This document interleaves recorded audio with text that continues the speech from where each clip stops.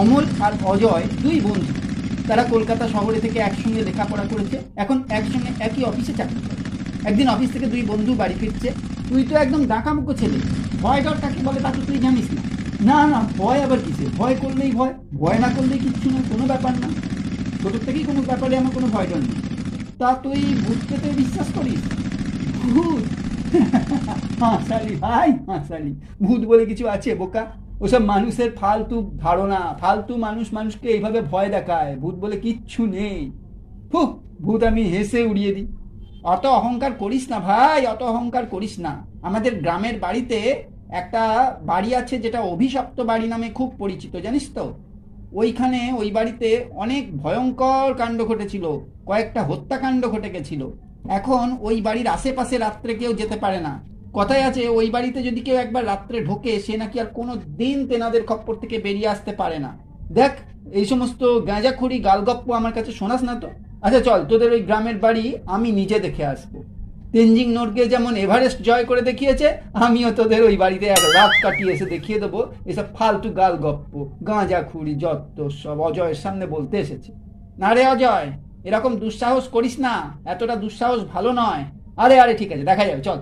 এরপর অমলের কথায় পাত্তা না দিয়ে অজয় সত্যি সত্যি একদিন অমলদের গ্রামের বাড়িতে এসে হাজির হলো। গ্রামের লোকেরা তার আসার উদ্দেশ্যের কথা শুনে সবাই তাকে বারণ করল, কিন্তু কারোর কথায় পাত্তা দেবার ছেলে অজয় নয়, সে অসম সাহসী। আরে আরে, আপনারা বেকার ভয় পাচ্ছেন, ভূত বলে কোনো কিছু নেই, আর আজ সেটা আমি আপনাদের সবার সামনে প্রমাণ করে দেব। শুনুন, আজকে রাত্রে আমি ওই বাড়িতে একা রাত কাটিয়ে আসবো, কাল সকালে আবার এই গ্রামে এখানেই আপনারা আমাকে দেখতে পাবেন। তাহলেই হবে? না বাবা, আমরা সবাই বারণ করছি, তুমি যেও না, তুমি শহরের ছেলে, এসব কিছু বোঝো না, একদম যেও না। আমরা কিন্তু সবাই তোমাকে নিষেধ করছি ওই বাড়িতে যেতে, ওটা অভিশপ্ত বাড়ি, কেউ গেলে আর ফেরে না। আরে আরে ঠিক আছে, সব বুঝেছি, রাখুন আপনাদের কথা, আমি তো বললাম আমি প্রমাণ করে দেব। এই বলে অজয় সেই দিন রাত্রে একটা টর্চ হাতে করে বেরিয়ে পড়লো সেই অভিশপ্ত বাড়ির দিকে। কিছুক্ষণের মধ্যেই অজয় হেঁটে সেই বাড়ির গেটের সামনে পৌঁছে গেল। পুরনো দিনের বিশাল লোহার গেট, জায়গায় জায়গায় মরচে পড়ে গেছে, রং ওঠা বাড়িটা যেন একটা রাক্ষসের মতন তাকে গিলতে আসছে। সে কোনো কিছু পাত্তা না দিয়ে গেট খুলে ভেতরে ঢুকে গেল। গেট খোলার কর্কশ আওয়াজ চারিদিকে নিস্তব্ধতাকে যেন খান খান করে দিল। বাড়ির ভেতর ঢুকে সে টর্চটা জেলে হাঁটতে লাগলো, ঘুটঘুটে অন্ধকার চারিদিকে। এই তো একদম স্বাভাবিক, কোথাও কিছু নেই। অথচ অমল থেকে শুরু করে দুনিয়ার লোক আমাকে ভয় ধরিয়ে দিয়েছে ভূতের বাড়ি। হ্যাঁ, হে ভূত, কোথায় তোমরা? এসো এসো দেখি, আজকে রাতে তোমাদের সঙ্গে তাস খেলে আর গল্প করে কাটাবো। চলে এসো দেখি, সাহস থাকে তো আমার সামনে। আমার নাম অজয়। হ্যাঁ হ্যাঁ বাবা, আমাকে চেনো না? আমি এরকম কত ভূত ধরে আমার পকেটে রেখেছি। একটু পরেই অজয়ের মনে হলো তার পেছনে যেন কেউ একটা আসছে, কারোর পায়ের আওয়াজ। সে সঙ্গে সঙ্গে ঘুরে পেছন ফিরে টর্চ জেলে দেখে না, কেউ কোথাও নেই। আরে আমিও যত সব, ওটা একটা বাতাসের আওয়াজ, হাওয়া দিচ্ছে তারই আওয়াজ। যাই, সামনের ঘরগুলো ঘুরে দেখে আসি। হঠাৎই অজয়ের মনে হলো একটা ঠান্ডা হাত তার কাঁধে এসে ছুলো। ওরে বাবা রে, এটা কি? এরকম ঠান্ডা কেন? এটা একটা হাত মনে হচ্ছে। ভয়ে অজয়ের গায়ের লোম খাড়া হয়ে গেল, সে আঁতকে উঠলো, শিউরে উঠলো। এই প্রথমবারের জন্য অজয় সত্যি সত্যি ভয় পেয়ে গেল। কিন্তু পেছন ঘুরে দেখলো কিচ্ছু নেই, কোথাও কাউকে দেখা যাচ্ছে না।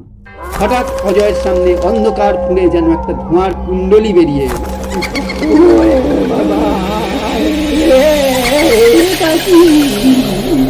অজয় ভয় ছটফট করে কাঁপতে লাগলো, আর তার সামনে সেই ধোঁয়ার কুণ্ডলি একটা বিভৎস চেহারা, আর কান ফাটানো হাসি।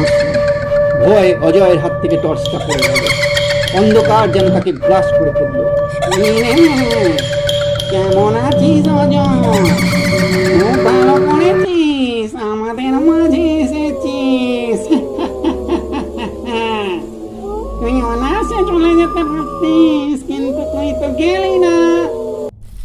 আমরা তোকে যাবার সুযোগ দিয়েছিলাম, এবার তুই আমাদের খপ্পরে পড়ে গেছিস, তোকে আর আমরা যেতে দেব না। তুই এখন থেকে আমাদেরই একজন। সেই কান ফাটানো হাসির আওয়াজ শুনে অজয় দিক বিদিক জ্ঞান শূন্য হয়ে দরজার দিকে দৌড়ে পালাতে গেল, কিন্তু দরজা আচমকা বন্ধ হয়ে গেল। কোথায় পালাবি ভাবছিস? খুব সাহস, আজ তোকে আমরা আমাদের সঙ্গে নিয়েই যাব, আজ থেকে তুই আমাদেরই একজন।